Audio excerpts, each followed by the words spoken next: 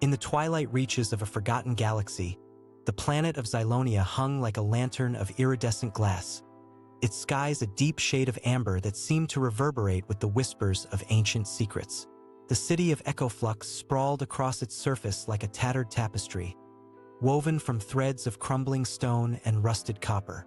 In the heart of Ecoflux, where the clockwork spires of the astronomer's quarter pierced the perpetual dusk, there lived a melancholy apprentice named Kaida.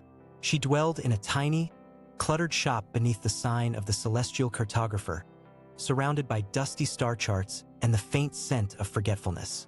Kaida's eyes, like two polished onyx stones, held the weight of 1,000 whispered tales, and her fingers, stained with the ink of forgotten lore, moved with the precision of a celestial engineer. As the chronomechanical devices that governed Xylonia's rhythms began their nightly winding down, the skies above Ecoflux ignited with a soft, ethereal glow. It was said that during these fleeting moments, the fabric of time grew thin, allowing whispers from the cosmos to seep into the dreams of the sleeping populace. Kaida, however, remained awake, her gaze fixed upon the ancient tomes spread before her. The pages, yellowed with age, rustled softly as she turned them, releasing whispers of their own. Whispers that spoke of a celestial cartographer's greatest secret, the lost chart of the Starweaver's path. According to the fragmented tales, this mystical route traversed the cosmos, weaving together the threads of forgotten stars and hidden worlds. It was said that those who dared to navigate the Starweaver's path would unlock the very fabric of reality, bending time and space to their will. As Kaida's eyes devoured the words, the room grew darker, as if the shadows themselves were being drawn into the mystery. The stars above, now a fiery tapestry, seemed to pulse in rhythm with her increasing heartbeat. Suddenly, the chronomechanical devices, those ancient sentinels of Xylonia's rhythms, fell silent. The clockwork heartbeat of the city ceased, and an unsettling stillness settled over Ecoflux. In the depths of the celestial cartographer's shop, a subtle, otherworldly glow began to emanate from the pages of the ancient tome. The ink on the parchment began to shift, rearranging itself into a cryptic message that seemed to speak directly to Kaida's restless soul. The words, like stars in the darkness, illuminated a single, haunting phrase. The Starweaver's path begins where shadows converge. With an unshakable sense of purpose, Kaida rose from her chair, her eyes never leaving the glowing text. The silence of the city, the stillness of the clocks, and the pulsing rhythm of the stars all seemed to conspire to set her on a course that would forever alter the trajectory of Xylonia's destiny. And as she stepped into the waiting darkness, the shadows themselves appeared to unfold, like a dark, velvety cloak, to envelop her and sweep her away into the labyrinthine alleys of Ecoflux. The city, once a tangle of worn cobblestones and faded grandeur, transformed into a realm of whispering umbri, where the very walls seemed to exhale secrets and forgotten lore.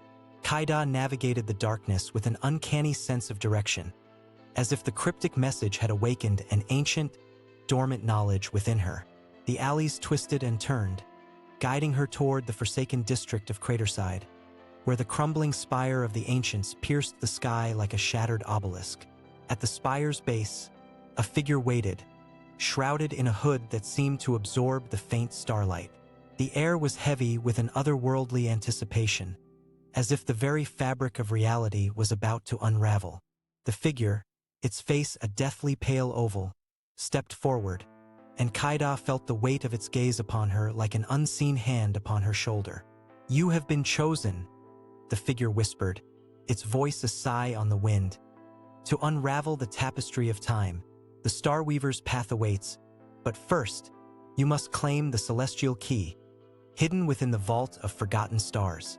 With an ethereal nod, the figure handed Kaida a slender, ornate box adorned with glyphs of forgotten constellations. The box, cold to the touch, seemed to hum with an energy that resonated deep within her being.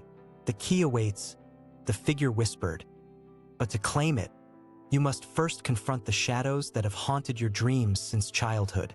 The shadows that have haunted your dreams since childhood, and the echoes of a name that has whispered secrets in the darkness. Lyra, the Star Forgotten. As the figure's words faded into the night air, the box in Kaida's hand began to shimmer, its glyphs pulsing within soft, lunar light. The alleys of Craterside seemed to dissolve, replaced by the familiar contours of a forgotten landscape. The starlit strand, where Kaida's childhood nightmares had been born. The strand, a desolate expanse of silver sand, stretched out before her like a grave of forgotten dreams.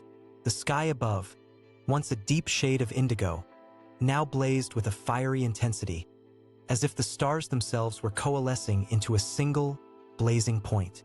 At the horizon, a figure waited, its presence heralded by the faintest whisper of a melody that Kaida had not heard since childhood. Lyra, the Star Forgotten, stood at the strand's edge, her face a porcelain mask of distant stars. Her eyes, like two glittering obsidian mirrors, seemed to hold the reflections of 1,000 midnights. The melody, a haunting lullaby of forgotten stars, grew louder until Kaida felt herself being drawn into its rhythm, her heart beating in harmony with the celestial music. "Why have you haunted my dreams, Lyra?" Kaida asked, her voice barely audible above the melody. Lyra's gaze, cold and unyielding, did not waver. "I have come to remind you, Kaida, of the promise you made to the stars, the promise to reclaim the forgotten paths, to weave the tapestry of time anew, and to reclaim the lost charts of the celestial cartographers."